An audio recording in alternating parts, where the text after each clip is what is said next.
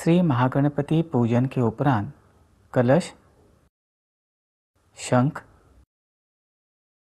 घंटा, दीप इन पूजा के उपकरणों का पूजन किया जाता है। तत्पश्चात जल प्रोक्षण कर पूजा सामग्री की शुद्धि की जाती है। इसके पश्चात वरुण देवता की स्थापना के लिए चौके पर अखंड चावल फैलाए जाते हैं। चावल पर कलश रखा जाता है। कलश में जल डाला जाता है। उपरांत कलश में भरे जल में चंदन, आम्रपल्लव, सुपारी एवं सिक्का रखा जाता है। कलश को वस्त्र अर्पित किया जाता है। तदुपरांत कलश पर अखंड चावल से भरा पूर्ण पात्र रखा जाता है।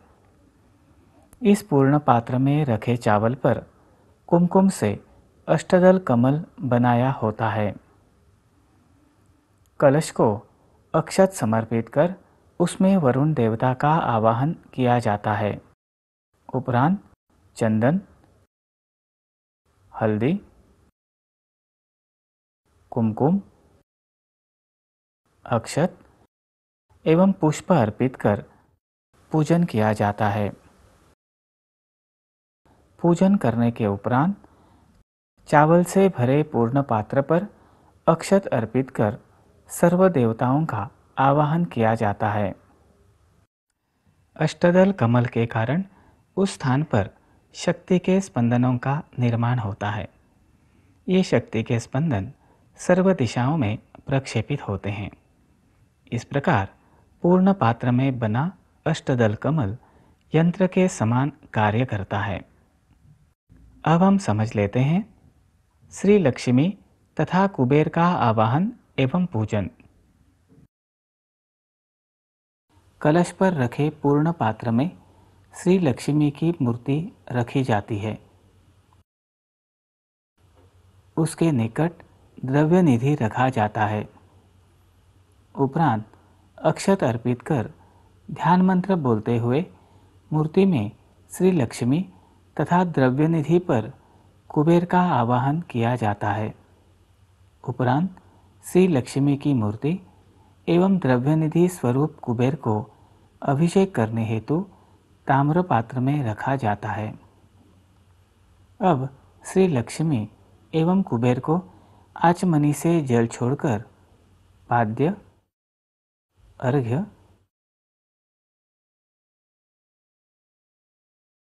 स्नान आदि उपचार अर्पित किए जाते हैं। तत्पश्चात दूध, पयस्नानं समर्पयामि।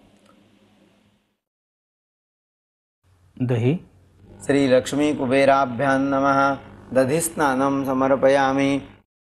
घी, घृतस्नानं समर्पयामि। मधु एवं शर्करा से अर्थात पंचामृत स्नान का उपचार किया जाता है। उपरांत गंधोदक एवं उष्णोदक स्नान का उपचार किया जाता है। पुष्प अर्पित किया जाता है।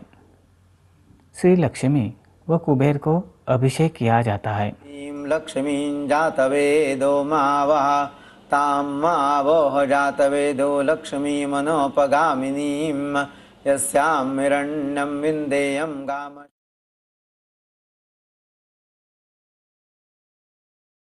अभिषेक के उपरांत श्री लक्ष्मी एवं कुबेर देवता को स्वच्छ वस्त्र में पोंछकर पुनः पूर्व स्थान पर रखा जाता है।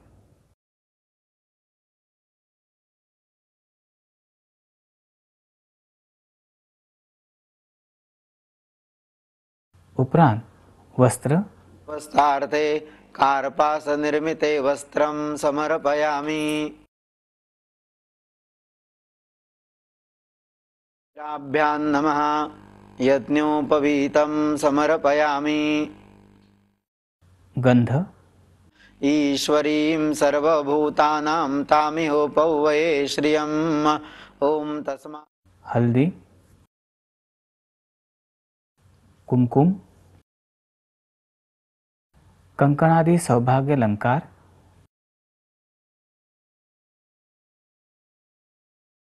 पुष्पमाला अर्पित की जाती है। उपरांत श्री लक्ष्मी के प्रत्येक अंग का उच्चारण कर अक्षत अर्पित की जाती है। इसे अंग पूजा कहते हैं। ॐ धात्र्यै नमः। कटिं पूजयामि। ॐ तुष्टै नमः। ललाटं पूजयामि। ॐ इन्दिरायै नमः। शिरः पूजयामि। ॐ सर्वेश्वर्यै नमः। सर्वांगं पूजयामि।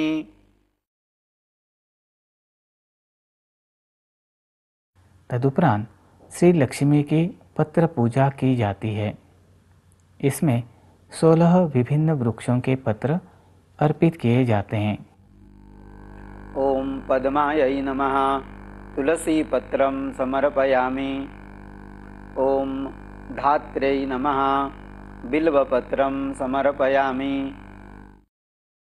ॐ भूत्यै नमः। दाडिमीपत्रं समर्पयामि। ॐ ईश्वर्यै नमः।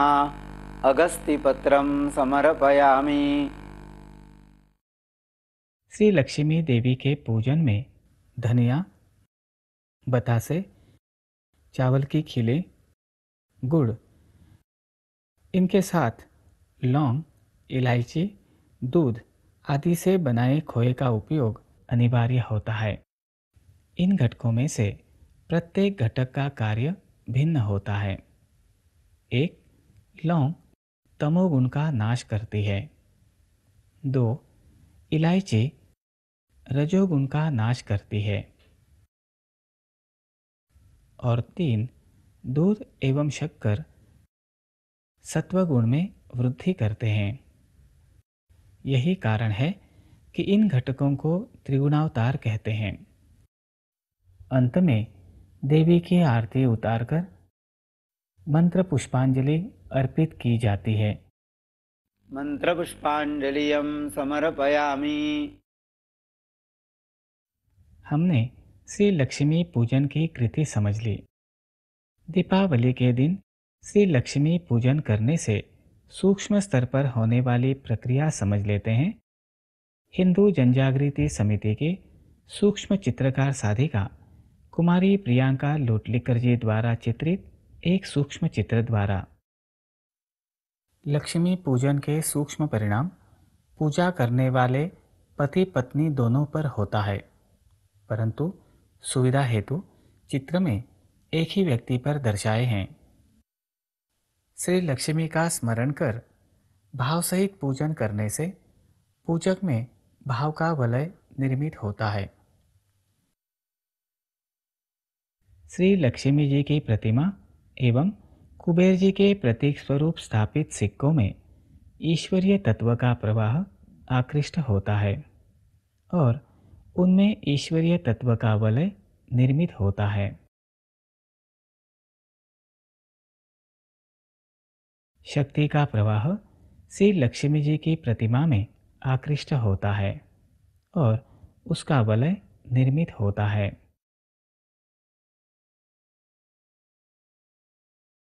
इस वलय द्वारा शक्ति के प्रवाहों का वातावरण में प्रक्षेपण होता है।